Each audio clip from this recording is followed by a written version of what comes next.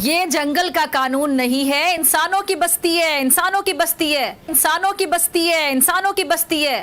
India क्यों मारेगा हमें? इंडिया तो हमारे मुंह पे थूकता नहीं है। वो कहते हैं गरीब गुरबा है, इनको हाथ लगा के हमें क्या मिलेगा? वही सिक्योरिटी इश्यूज जिनकी वजह से पूरी दुनिया के अंदर पाकिस्तान दहशतगर्द मुल्क के नाम से मशहूर हुआ, आज उन्हीं सिक्योरिटी इश्यूज की वजह से पाकिस्तान के एक्स पीएम को जब कोर्ट लेके जाया जा रहा था, एटमी प्रोग्राम दिया और वो कश्मीर अब हमारे पास क्यों आएगा?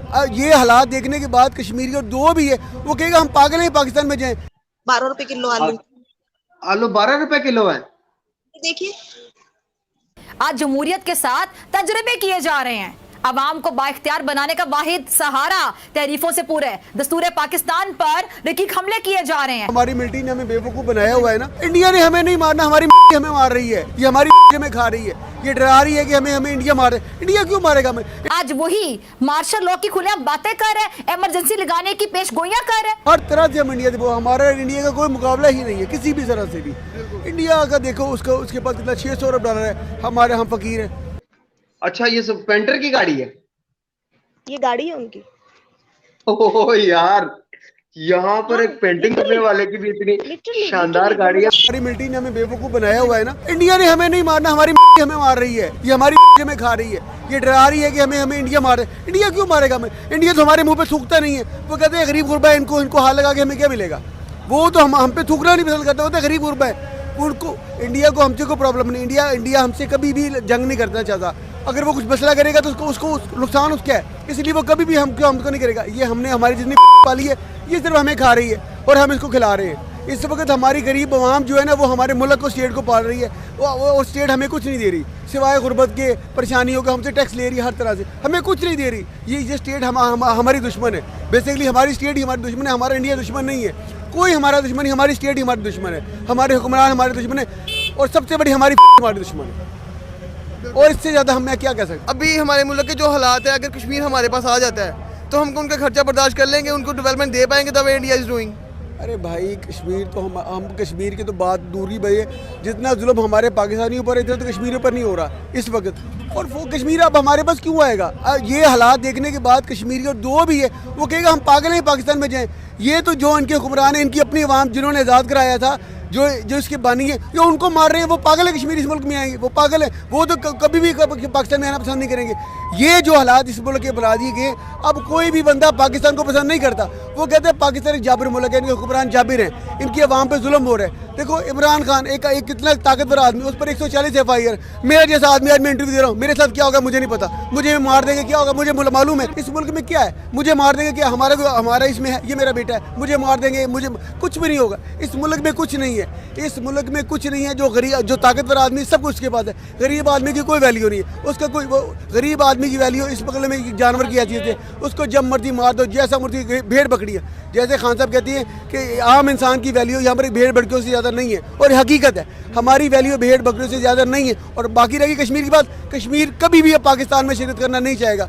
और जो जिस मुल्क में जिस पब्लिक है, जो 70 साल से यहाँ पे रहे, उनके साथ इतना बुरा सलूक हो रहा है, तो जो नए शामिल हैं उनके साथ क्या होगा? वो कभी भी नहीं पाकिस्तान में आना पसंद नहीं करेंगे। बल्कि आप वो जो नारा लगाते हैं पाकिस्तान, वो बेचारे अब उनका नारा खत्म हो गया, वो पाकिस्तान में कभी पसंद नहीं करेंगे। और अभी हमें भी कश्मीर के वो नाम लेना छोड़ देना चाहिए।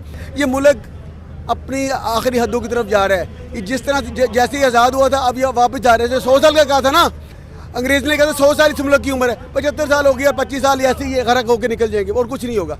ये मुल्क गरक हो रहा है, गरक हो रहा है, गरक हो रहा है। आज मेरी बात याद रखना, मैं मर जाऊँगा पर ये मेरी बात याद रखना, ये मुल्क गरक हो रहा है, ये मुल्क कायम नहीं रहेगा। जो इस मुल्क, जिस तरह से इस मुल्क को चला रहे हैं, ये मुल्क कायम नहीं रहेगा। अरे भाई, मेरे पे तुम FIR काट दो, मुझे पकड़ लो, मुझे मार दो, कुछ भी नहीं होगा। मेरे बच्चे रोते रहेंगे, कुछ मेरे पास हल है। ऐसे ही हर पाकिस्तान का यही हाल है, उसको पकड़ो, उसको मार दो, बस बात खत्म। सबसे बड़ी दुख हमें इस हमारे पर है, जो जिसके हाथ में ताकत है वो ही इस सिस्टम को सबसे ज़्यादा बर्बाद कर रही है। गरीब आदमी को सबसे ज़्यादा बर्बाद वो कर रही है।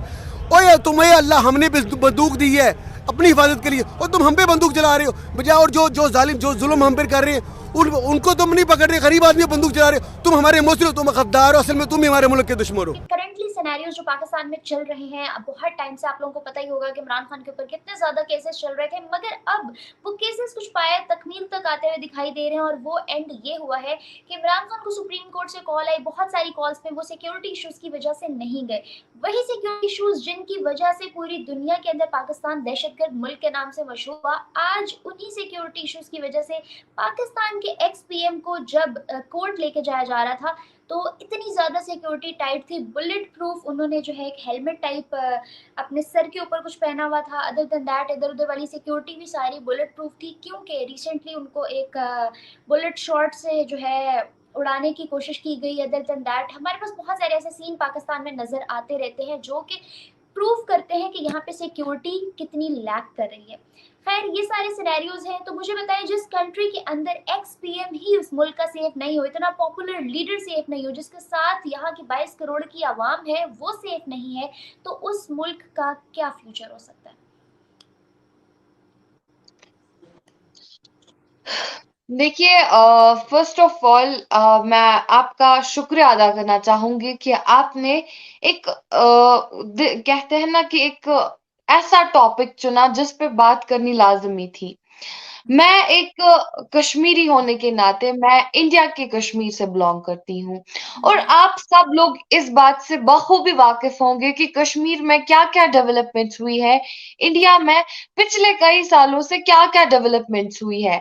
और ऑन द अदर हैंड अगर हम पाकिस्तान की बात करें तो पाकिस्तान बतौर पाकिस्तानी आप भी जानते हैं और मुल्क भर की आवाम भी आपकी जानती है और दुनिया भर की आवाम जानती है कि पाकिस्तान इस टाइम पे किन-किन इश्यूज से गुजर रहा है, क्या-क्या सिनेरियोज आपकी कंट्री में हो रहे हैं।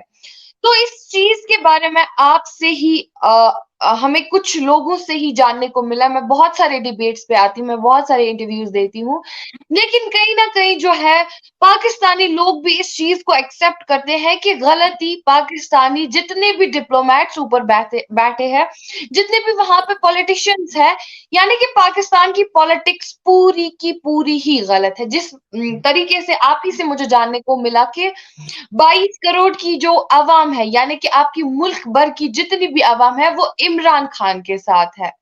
यूं ही कि आपने उनके अटैक्स के बारे में भी बात की कि उनपे अटैक भी हुए,